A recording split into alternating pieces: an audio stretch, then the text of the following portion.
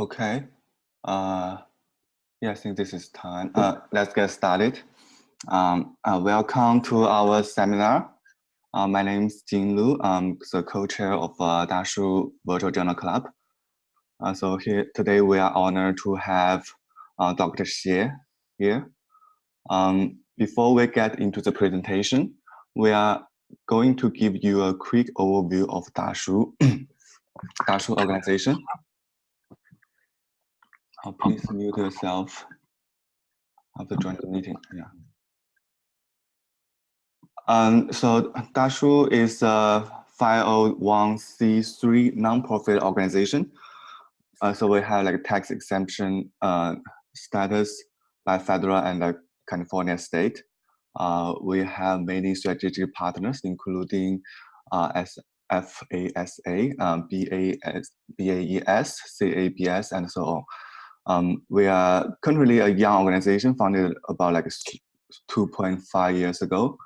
The good news is our membership is free. As long as you attend any of our events, you will automatically be a member. Administrative cost is very low. All of our work are volunteer. So if you are interested in founding us, all the funding goes to service community.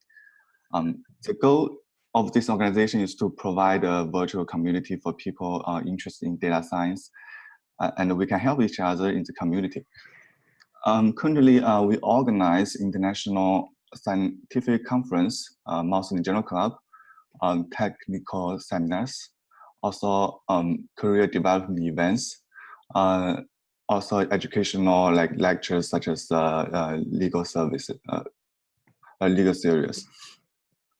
We currently actively seeking members, volunteers, and new ideas, and we also seeking money if you want to be a sponsor as well. Next slide. Yeah, one big exciting event coming up this early November at Fourth City is BBSW. The name is Bay Area Biotech Farmer Statistics Workshop. Because we have so many biotech-related industrial partners in Bay Area, so we thought we need a conference to focus on that. So if you go to our Dahshu website, you will find more information about this event. So our Dahshu website is in the previous slide, the dahsha.org. Next slide, please. Yeah. Here are some highlights for this conference. We have 3 keynote speakers. We are very honored to have the current ASA president to give us a keynote speech, as well as the co-founder of Genome Health, who is a pioneer to use genomic information to do personalized medicine. As well as the Senior Vice President, Dr. Hu from Nexstar Therapeutics to talk about the personalized treatment. And for our feature session, you can see the most cutting-edge advancement in clinical trial design and the real application on real patient, which can have like a real clinical impact. If you want to know more, you can also check our website to find the BBSW logo and click on it. And if you have any question about our conference, we are more than happy to answer either through the chat box or you can send us an email. Next slide, please. Yeah. More about our virtual journal club. So currently we do it monthly. So if you go to our website, you can see a blue virtual journal club logo. You can click on it. You will find all our previous journal clubs. So we try to share slides and recordings if a speaker gives us permission to do that. Currently, we have more than 10 journal clubs on the website. So you can check some historical seminars from that page. For our journal club, we need help in many ways. If you are interested in hearing a particular topic, let us know. If you are working on some data scientist topic and want to present, you can let us know. And if you like our general club, you can help us to spread the word and broadcasting our activities and events. So that's how you can help. Next slide. Yes, today I'm very honored to introduce our today's speaker and the topic. The title is Machine Learning in Medical Imaging, the Challenge and Opportunity in Drug Development and Precision Medicine. Machine learning, or particular deep learning, has achieved state-of-the-art performance in image analysis and processing. And in the recent 3 years, many highly cited articles in deep learning for medical image analysis are published. For example, like classification of skin cancer with deep learning, deep neural network, and also like brain tumor segmentation with deep neural networks. And today we have Dr. Xie. Dr. Xie is currently Associate Director of Pfizer Digital Medicine and Translational Imaging Group. Dr. Xie has been in this field for like about 20 years. He has more than 20 publications, and he has developed many imaging and digital techniques or biomarkers for quite a wide variety of disease. It's hard to summarize all the work he has done in medical imaging. Overall, his major responsibility includes developing and evaluating digital techniques in assessing in drug efficacy, safety, or monitoring disease progression. He also oversees imaging signal analysis work for clinical or preclinical studies across different disease areas. And before joining Pfizer, Dr. Xie did a postdoc training in radiology department in the University of Pennsylvania. He got his PhD in computer science from Arizona State University.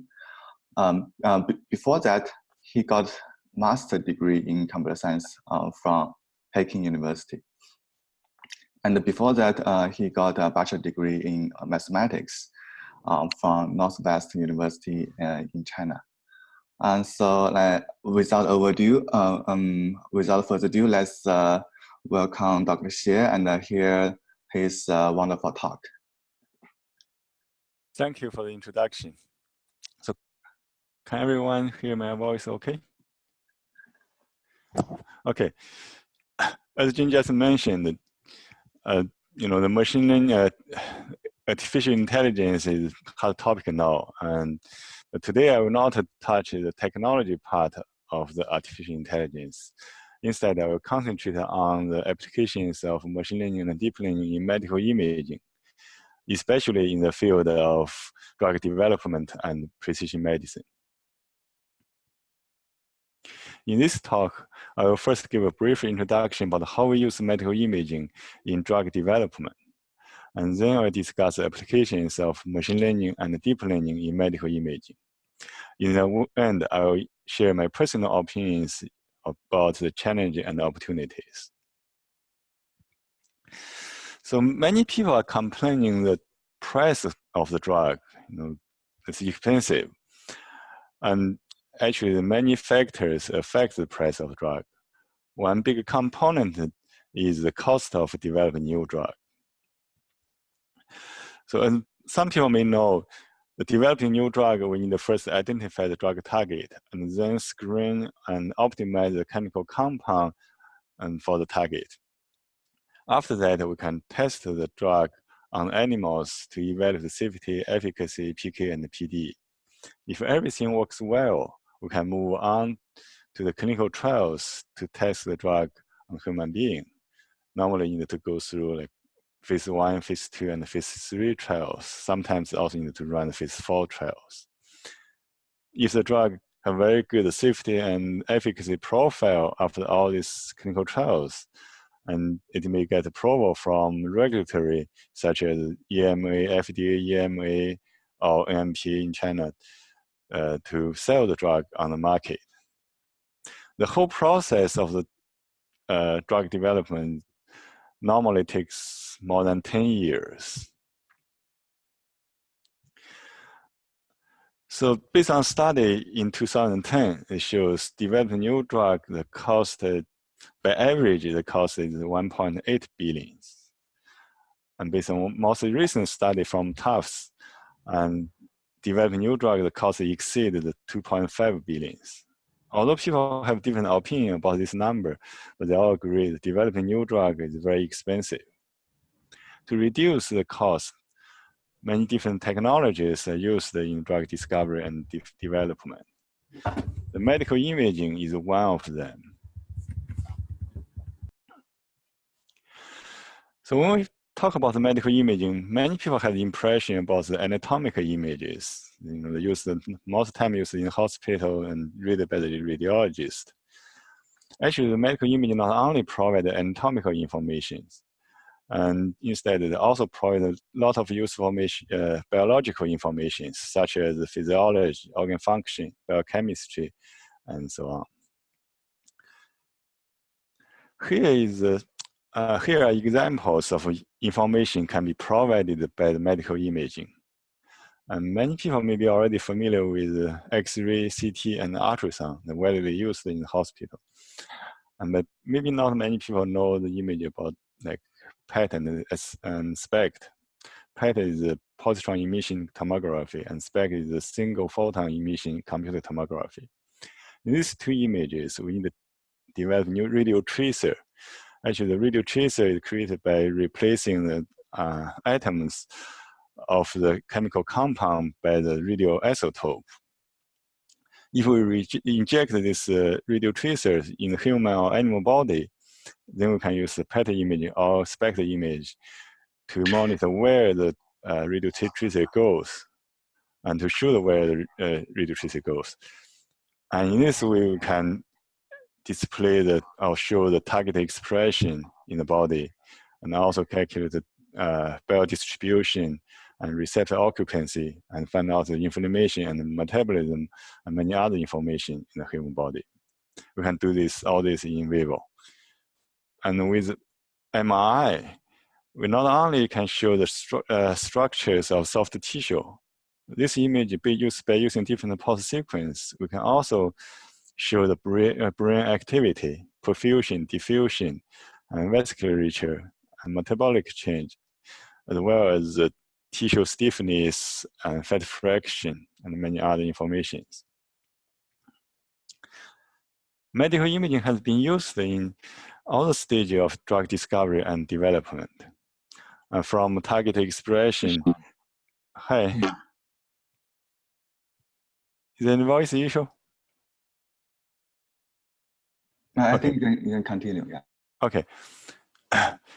It can be used for the target expression, for display the target expression to evaluate the drug safety and efficacy and PK/PD in animal models. And also can be used in clinical trials to evaluate drug safety, efficacy, and select the dose, and also select the patient. Here is the example of target expression. In the cancer studies, actually the immunotherapy is very hard. And also the PD-1, PD-L1 drug showed promising result. The way the PD-1, PD-L1 drug works is because normally inside the tumor, and there's PD-L1 expressed in tumor cell. And the PD-L1 can bind to the PD-1 in the T cell. If they bind to the PD-1 in T cell, they can prevent the T cell kill the tumor cell. If we develop a drug, can block the PD-L1 in the tumor cell, and then the T cell will do its job and to kill the tumor cell. So to evaluate this kind of drug, we need two kind of information. First, we need to know if the tumor cell has a PD-L1 expression. And secondly, we need to know if the drug really binds to the PD-L1 inside the tumor. For this purpose, you can develop a radio tracer specifically binding to the PD-L1 inside the tumor. And in this example, after inject the PD-L1 the tracer, and the tracer is specifically binding to the PD-L1 inside the tumor, and then we can see the strong signal in the tumor, as the arrow showed. As image after 24 hours and 48 hours, you can see the strong signal. And to evaluate if the drug is binding to the PD-L1, we can first inject the drug to the animal. After that, we inject the radio tracer. If the drug blocks the PD-L1, then the radio tracer has no chance to be bound to the PD-L1. In that case, the radio tracer will be washed out quickly. And then we will not be able to see the strong signal inside the tumor, like the picture showed on the bottom row, and this weak signal in the tumor. And that means the drug really bound to the PD-L1 in the tumor. And then we have confidence the drug did its job, and we can move on to the next stage for drug development. Medical imaging can also be used in the PK and the PD studies. And for the PK, we can see monitor the biodistribution of the drug, where the drug goes over the time. And with PD studies, we can use medical imaging to show what kind of reaction the drug causes in the human body. For example, we can use the PET or MR image to measure the blood flow change in the human brain before and after giving the drug. Medical imaging can also be used as to show the proof of mechanism of the drug. For example, if the drug attacks the disease by reduce the glutamate inside the hippocampus, and then we may use the MRI spectroscopy to monitor the glutamate change in the hippocampus before and after giving the drug. In this example, it's an animal study. We put the animal in the magnet for 4 hours and monitor the glutamate change before and after giving the drug. And medical imaging can also be used to show the early sign, detect the early sign of the drug efficacy. And for example, in the oncology study for cancer treatment, normally we use tumor volume to monitor the effect. Actually, normally the primary endpoint would be that overall survival take a long time to observe. Even the tumor volume probably take times to see the difference. And probably many people know that for the tumor, normally to support the tumor growth, the tumor needs to grow the new blood vessels to get enough sufficient nutrition from human body. If we can develop a drug, destroy the blood vessel inside the tumor, and then we can stop the nutrition supply. In this way, we can kill the tumor, or at least control the tumor growth. And to evaluate this kind of drug action, we may use the DCE MRI. The idea is, if we inject the MRI contrast agent into the human body or animal body, and this contrast agent will be uptake and wash out faster than the normal tissue like muscle, because the tumor has more vascular reach inside the tumor. And in this example, on the bottom, left bottom part, you can see that the red line shows the signal change inside the bigger blood vessel. You can see the quick uptake and the quick washout. And below that, you can see the blue line showed the signal change inside the tumor. You can see the uptake and washout. If it's normal vessel, muscle, if normal muscle, actually you will see the signal reach the plateau and wash out very slowly. So by putting the information of blood vessel, uptake and washout information of blood vessel and inside the tumor into a two-compartment model, can calculate some parameters like the K-trans, VE, and VP. And K-trans reflects the perfusion and permeability of the blood vessel inside the tumor. It's very sensitive to the blood vessel change inside the tumor. Actually, in one animal studies, we can observe the significant difference after 2 days of treatment. Medical imaging also provides a way for the non-invasive biomarkers. For example, in liver studies, normally we need to get a biopsy from the liver to see if it's a fatty liver or if they have liver fibrosis. And with the MRI imaging, we can show the fat fraction on the whole liver. With biopsy, normally, first it's an invasive method, and secondly, we only get the information from a tiny spot of the liver. And with the MRI, we can see the fat fraction on the whole liver. Also, with MRI elastography, we can also see the stiffness of the liver over the whole liver. Medical imaging can also help us to better understand the disease. For example, in the mental disease, we can show the patient pictures of angry face or happy face, and then use the functional MRI to see how what's the brain response of the patient to these different pictures. For obesity, we can also show the subject pictures of high-calorie food and low-calorie food, and use a functional MRI to see their brain response to these pictures. And in this way, we can get better ideas about how the central nervous system, what's the role of the central nervous system in this disease. So now comes to the machine learning part.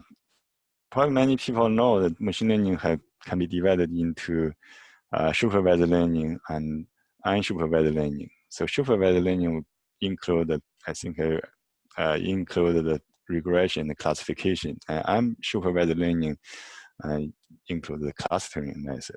And deep learning is one part of machine learning method. Most deep learning methods are supervised learning. And this kind of in medical imaging, this kind of method can be used for image reconstruction and registration, segmentation, or image detection, or clustering, regression, and classification. I will give some examples for each kind of applications. For image reconstruction, many people may know, like for the X-ray and CT images, the quality of the image normally rely on the radiation dose used in the image. But in real life, we always want to get a better image with less radiation dose because we know that radiation is not good for the health. And if we have the pair of images collected from low dose image, from low dose and also normal dose, and then we can train a neural network by feeding in the low dose image and get output of high dose image. Previously people do this by, like use some filters to remove the noise and also do the interpolation to increase the resolution. And with the deep learning method, we can let the model to learn these filters interpolation method from the data. Another one is for MRI. Normally, MRI image, the quality of image rely on the time you use to acquire the image. And if we also have a pair of images with like fast acquisition or a normal acquisition, and then we can train the neural network by feeding in the fast acquisition image, and then we can get the high quality MRI. Actually, also the people have used the deep learning method for the multi-parameter MRI images. The idea is you change the parameter of pulse sequence of MRI frequently to collect all the information in K-space, and then you can train images and to get train the neural network to get output of images such as T1, T2, and M0, B0, and all other informations from a magnet. And image segmentation is the task of delineate different tissue or organs in medical images. And deep learning method did very well in this field. The idea is you can, first you get the training data by delineate the tissues in different ways, in other ways, and then you can put this into a neural network, and by feeding in the original image, and then you get the output of another kind of image. The new image, on the new image, every voxel or pixel, the value will be the label of the image, original image, the pixel or voxel of the original image.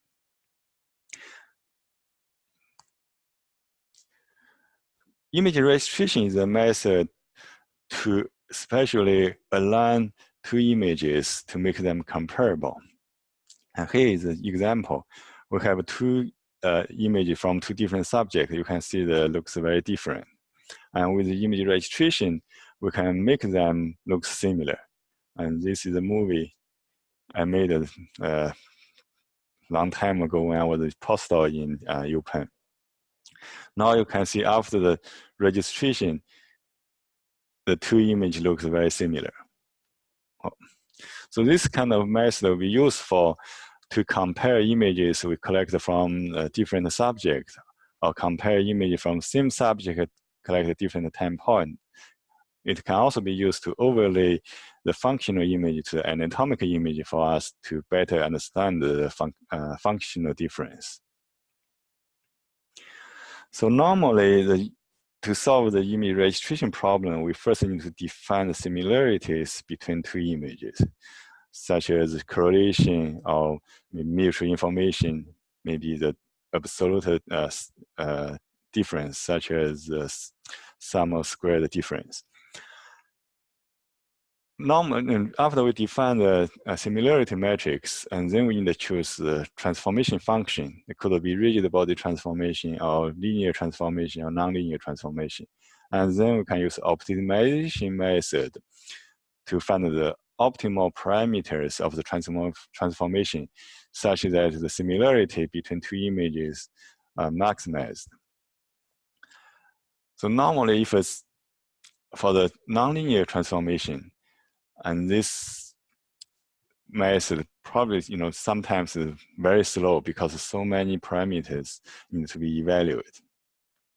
And recently, people start to use the deep learning method for this task. The idea is you feed in two images, and then through you train the neural network and get the output of the displacement of every pixels. It may take time to train these models, but after the training, it will be very fast to register new images. And actually, image detection is probably many people already see many examples from the news media and from some publications. Here are some examples to detect the microbleed from the brain MRI, and also detect and classify lung nodule from chest CT, and detect the pneumonia from the chest X-ray. So in image segmentation, we use the classification method to label every voxel in the image or pixel in the image. And actually, we can also use the classification or regression method on the whole images. In this case, we treat the one image as one sample, and we just have one labels for the whole image. And this kind of method can be used in disease diagnosis or grade the disease severity, and also can be used to stratify the patient and predict the disease progression or response, the treatment response.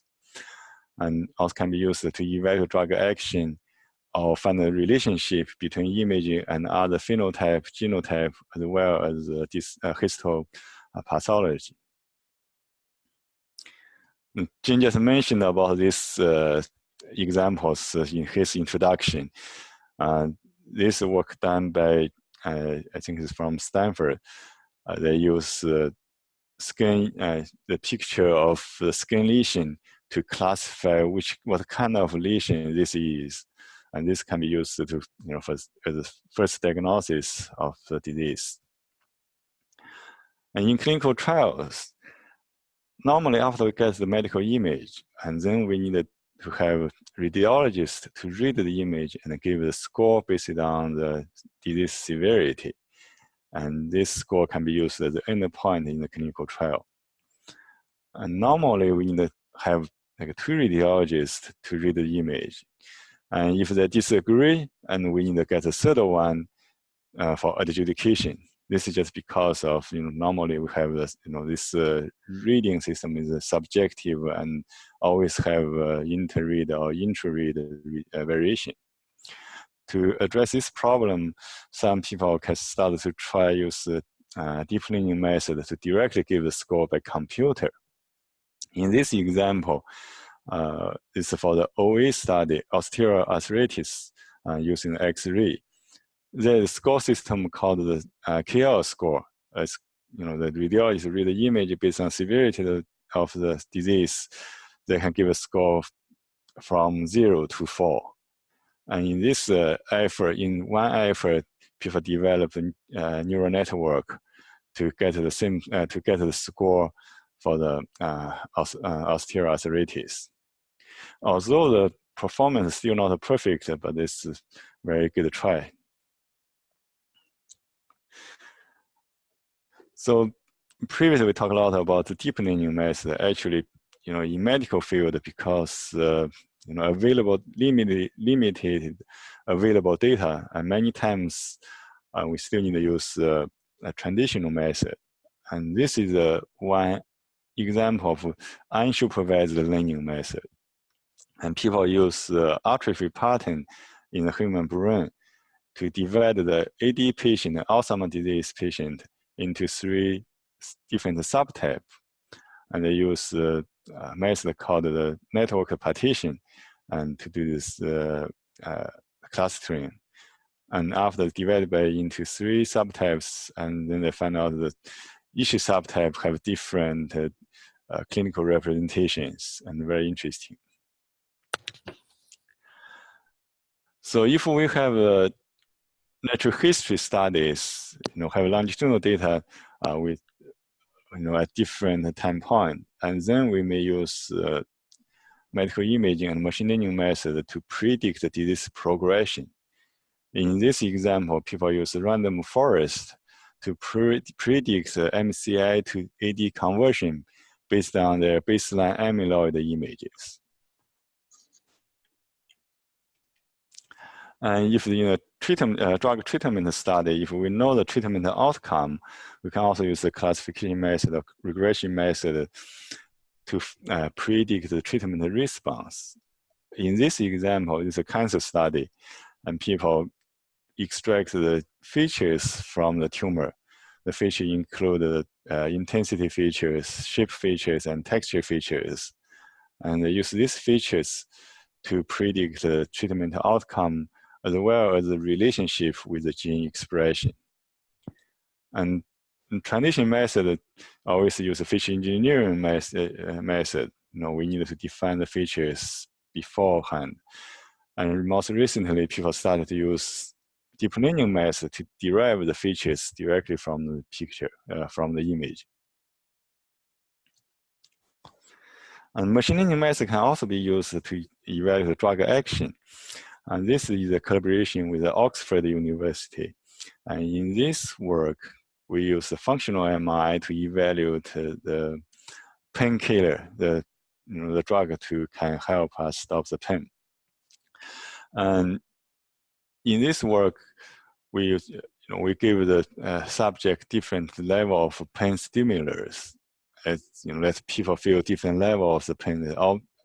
Actually this pain are tolerable, but let them feel different levels of pain, and then we take the MRI image, functional MRI images, to see how their brain responds to this different level of pain.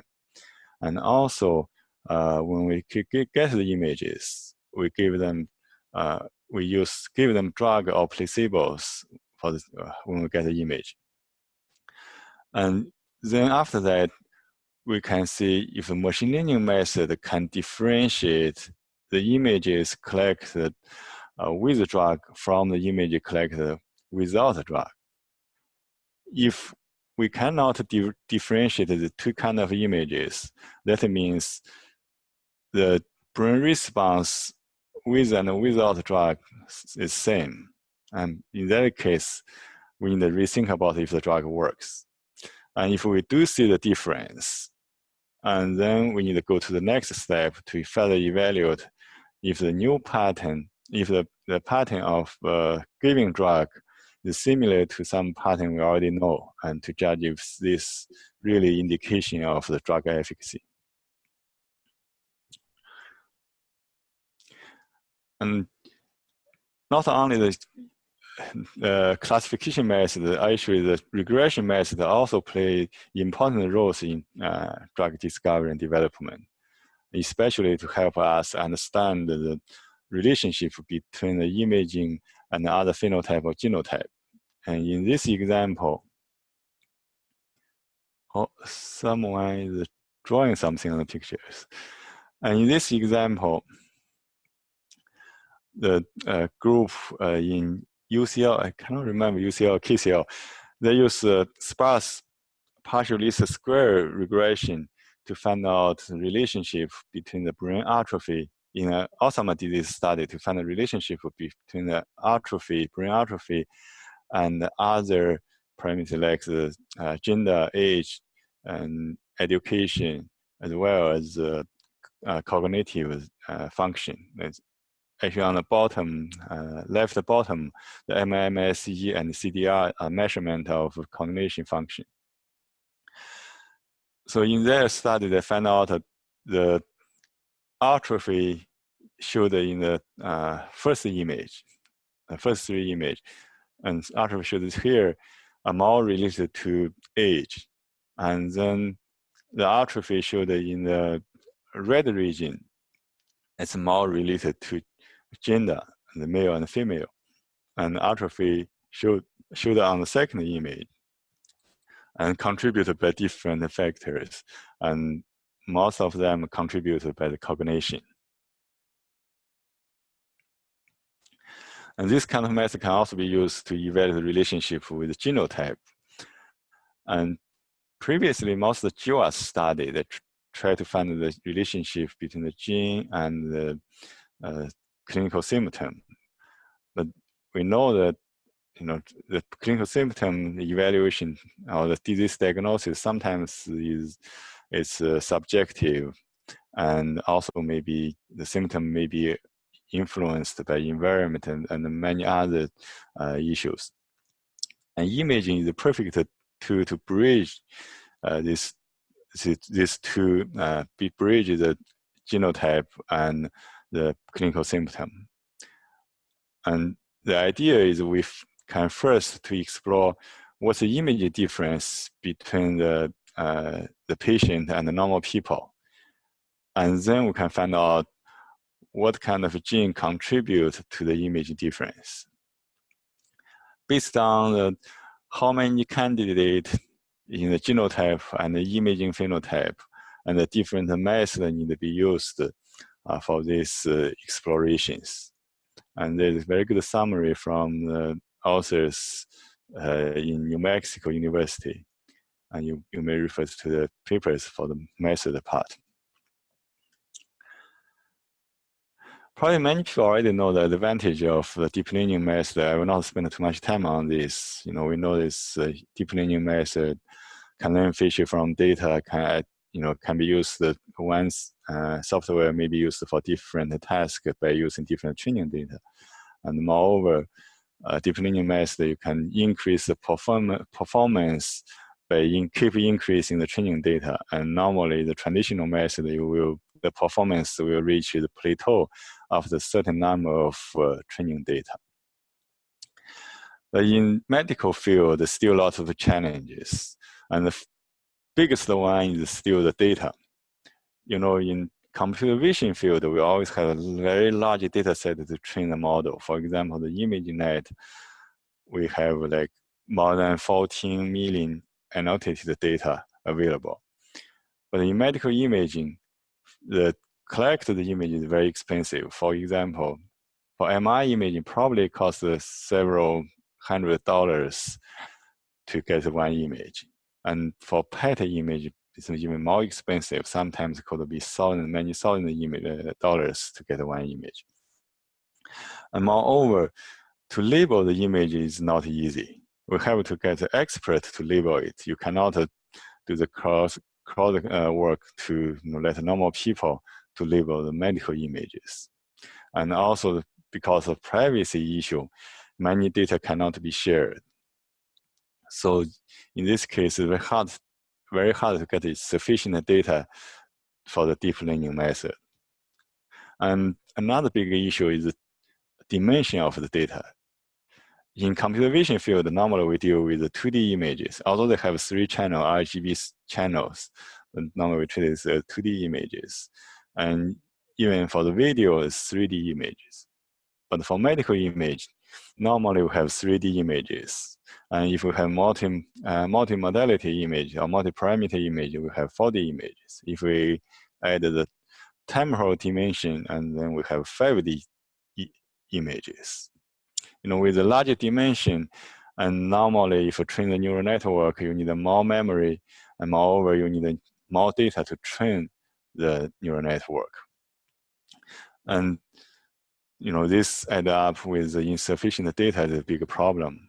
And we probably need to think about developing new method for this specific problem.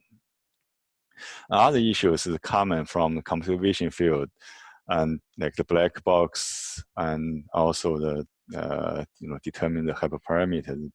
All issues the same as computer vision field. I'm not spend too much time to talk about this. To address the issues, and some new method was developed. And one interesting method is called the weakly supervised learning. And in this method, try to tackle the issue of try to apply in the situation. The first is we only have the label for the image level, not have no label on the voxel or pixel level. And they may be also applied to the situation like the label is not perfect. And we have roughly, get this rough segmentation, but not very accurate. And also can be used in the situation, only part of the image have a label, and most part of the image don't have a label. And people have developed different methods, they use different strategies, and also use different constraints to improve the performance. And some of them seems promising for some specific applications. Another big issue is in the machine learning field is, if we train the model from one data set, and sometimes it doesn't work if we have a new data set. And for this issue, people developed the algorithm called the adversary domain adaptation. The idea is if you train your model with one data set, we call this source images, and then we get, based on the training, we have the neural network called the source CNN, and also the classifier to classify the images. And after we get the train the models with the source data, then we have a new data set called the target images. With the target image, we do not need to retrain this to label all the target images and retrain the model. Instead, we only need to train the target CNN and to such that the target CNN can generate the features. The feature cannot be differentiated from the features generated by the source CNN we trained from the previous data. This just try to make the align the features from two data sets. After we get this target CNN, and then for every new images in the target data set, we can generate the features from target CNN, then send these features to the classifier, which was obtained from the pre-training, and use this classifier to classify the new data set. It's a very interesting idea. And also, in the medical field, the biggest challenge part is still the interpretation of the data. No one wants to use the black box result for medical decisions. And for this part, also people develop some methods. Actually, in the conservation methods, they also interested in this question, in this issue. So develop a method called the Interpretable convolutional neural network. And in this, they try to find out which part of the image helps or contribute to the final decision. So the recent years, the fast progress of the machine learning in computer vision field, I think is largely benefited from open source and open data. From open source, we know that many open framework available, like TensorFlow, MXNet, and Keras, Caffe, and Torch. And with this framework, we only need to write like 10 or 20 lines of code, and we can develop a neural network for our task. If we don't have this framework, probably we need to write like 1,000 or maybe 10,000 lines of code if we do this from scratch. And also, people are more willing to share their code after they develop the software for a specific problem. And they will share, normally they put the code in the GitHub and for people to download. Sometimes also they have data together with the code. It's very helpful for other people to get a better understanding of the technology. Another big contributor of the technology progress is open data. And probably many people know the history of the this deep learning method. Actually, the deep convolutional neural network was first proposed in 1995 by Yan Kun, but didn't get people's attention for like in 20 years. Not 25, 15 years. It's until in 2012 and this method started to become popular. One reason is this computation power. Probably, computer is not powerful enough to do this kind of job. But I think another big reason is the data. If we check the history, in 2010, Fei Li from Stanford released the database, picture database called the ImageNet, which at that time contained more than 10 million annotated pictures. And then in 2012, deep learning methods started to dominate the Challenger program using this data set. So after that, people get interested in this method, and more new methods was developed. In medical field, we don't have the ImageNet, but thanks for many groups, it works on data sharing part and provide some data. Although it's not at the scale of ImageNet, but some reasonable number of data for people to do the research. This includes the chest X-ray or chest CT shared from NIH group, and also we can get some cancer images from Cancer Image Archive. For people who are interested in Alzheimer's disease, you can always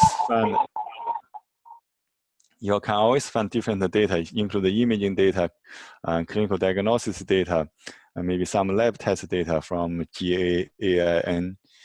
And this also includes the ADNI, that's Alzheimer's disease study data. So for people who want to do the research on osteoarthritis, you also can find the X-ray and MRI from OAI and MOS studies. And they also have thousands of subjects in the studies. And in a recent, probably like most recent effort from UK, they started to collect data from health people and create a database called the UK Biobank. Although some data available is still not enough, not sufficient for most kind of researchers. And we still have many data sitting in the hospital or pharmaceutical company and sitting in the universities. It's not available for research. And it would be great to have a collaboration across all the organizations and overcome the issues of the legal issues and to make the data available for community to do more researches. So as a summary, the machine learning method and medical imaging together can help us to get a better diagnosis and better prognosis, and also can be used to monitor the disease progression and drug treatment, the treatment outcome. In this method, together with other data like the pathology data and clinical data, and omics data, can help us to find the right patient and treat them at the right time using right drug or right treatment. So before the end of my talk, I also want to share some opinions about the news medias. And recent few years, we always read some fantastic stories from news medias about the current progress of the AI. But sometimes probably we need to be careful about the information passed from news medias. And it's better, to me, I think it's better if you are really interested in this field, better not only rely on the news media to know the current status of technology. And here is an example. Early this year, I read a lot of news about the new technology developed by Google. And they use the deep learning method to predict the heart disease, risk of heart disease within 5 years by using the retina fundal images, the eye images. And based on news media, it seems they solve the problem. This kind of technology can be used for us. But if you take a look of the original paper published by Google Group, and you can see the performance in predicting the risk of heart disease actually is not that good. And from here you can see, if you only use the algorithm, AOC curve is 0.7, comparing to the traditional method use the age, blood pressure, and body weight, gender, and smoke status. The traditional method can get the AOC 0.72. So it's similar. I think the big reason for this is they don't have enough training data for this kind of prediction. Actually, in the paper, most of the content they use the data, they have more than 200,000 images from different databases. But most of the paper, they describe the prediction to link the image with the age and blood pressure and body weight and gender. So, but when I want to do this in the prediction of heart disease, and problem is within the database, they can only find 120 subjects who had a heart disease within 5 years. It's very imbalanced data. The whole data set have 200K images, but only 100 subjects has the disease. So in this case, it's very hard for them to train their algorithm. That's maybe one reason, the result is not very promising. But anyway, I think it's, every time when we read a newspaper, if we find something interesting, I think it would be better to go to the original paper to find the detail of what it really did. So this all I would like to share today. And thank you everyone for your time and attention. Now I'm happy to answer questions. Thank you, Dr. Shea. This is Sammy Tang. I'm the chair of the virtual class. Thank you, Dr. Lu, for chairing this session, and thank you so much for a great presentation. We do have someone online already asked a question about one of the paper. Are you able to see the chat? I think Peter asked about the paper. Peter, are you able to speak right now, or maybe we mute everyone already? You can see from the group chat. Oh, okay, he found the Okay, paper. He was looking for the paper for the PD-L1. Oh, okay. Yeah, he just replied he found the paper. That's good, Peter. Okay. Thank you for the question. Yeah. Hey, Anyone else have Peter. questions? Please feel free to chime in. Can you hear me? Sure. Yes. Hey, thank you for the talk. I have a question on moving forward with deploying these machine learning models in the field. Since you cover the challenges in basically training these models with them being black boxes, how do you see them being deployed within regulations of FDA, since a lot of them are so non-explainable? That's very good questions. Actually, I think it's depend on the applications. And for example, if the applications is for the image segmentation, and I think this be easier because we can see the result to see if we can judge if the if segmentation is good or not good. But if it's directly decision about the disease, and then that part will be hard.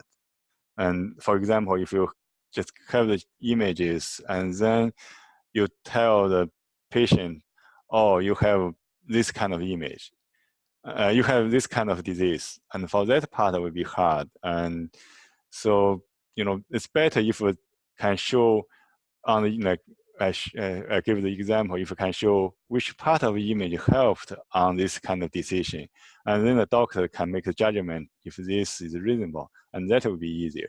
Otherwise, if a complete black box, that will be difficult. I think based on some approved the story of approved product, we can see the trend. If the technology is used for assistance, for example, if after computer get a decision and then refer this to the physicians or doctors to make the final decision, and then it's easier to get approval than the product will take in charge of everything and make the final decision. Yeah, thank you. Then I guess just as a follow-up, then it plays into the problem you stated with Google's algorithm versus just linear models trained on UK Biobank. In terms of the homogeneity with data, then I see Google has deployed the algorithm in hospitals in India. But how do you see this with homogeneity of data across so many different patient cohorts and the lack of data as well? Right. Actually, that's the one thing I mentioned about the. Let me see if I can bring this up. The adversary data of this one. Normally, if we have new data, at least we need to test the performance on the new data. And if it works well, and no problem. If it not work very well, and the two way we can do this is one way is we do the label on all the new data and retrain the algorithm. But it's very, very difficult, a lot of work. And another way is like use this kind of technology to adopt the new data into the system. So although many times like the data collected from different country may be because of different procedures, the quality and everything may be different. In that case, probably can test if this kind of technology can align the features generated from two data sets and to use this in the classification.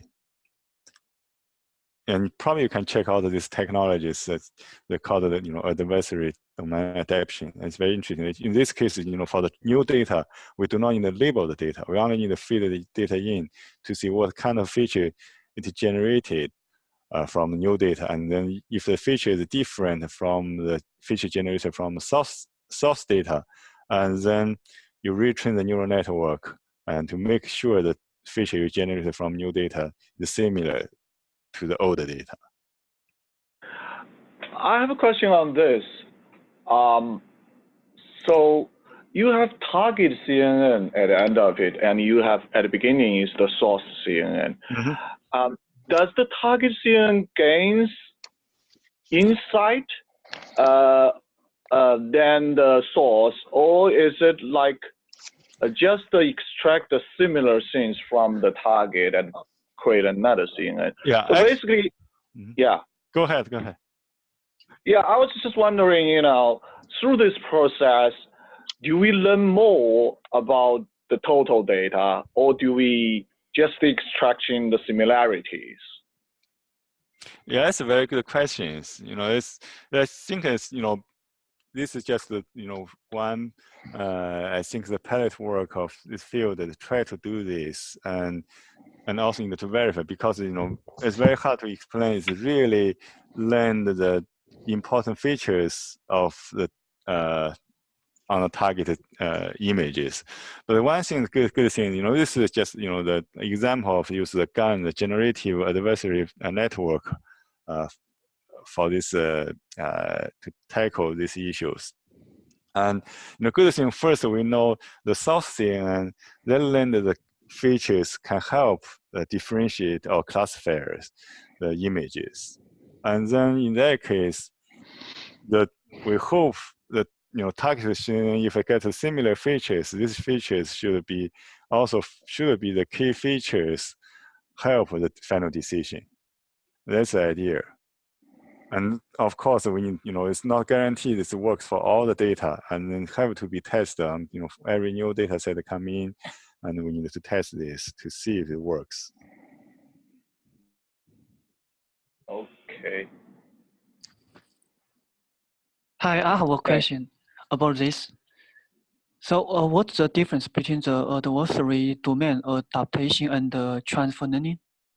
Oh, in the transfer learning, actually you just, you know, after you train the network and then use the network in the new data. But if the new data is different, then it, you know, I think it's just problem with the transfer learning is new.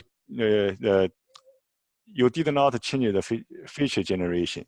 You use probably not most of them the same feature. You only change the last few layers for the prediction part. Actually, we can call it the classifier. You change the classifier. You did not change the source CNN. And here in this domain adaptation, we change the source CNN, but we keep the classifier.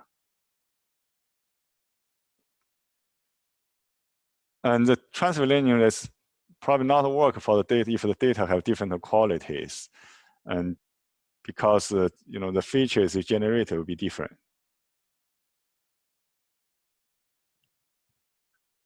Okay, thanks. Okay, thank you, Dr. Xie, and thank you, everyone. We're already at the end of our session, so we'll close the session pretty soon right now. And just in the last words, hope everyone enjoyed the session, and we're really honored to have Dr. Xie to give our presentation, introduce the imaging from general information and also deep learning technologies, and it's very informative. If anyone likes to join us for the future presentation or present any topics in the future, please feel free to contact us. You can go online to the Dahshu.org and you can find all our contacts over there. So thank everyone for joining us, and thank you, Dr. Xie, for your presentation. Have a good Friday and enjoy the weekend. Thank you.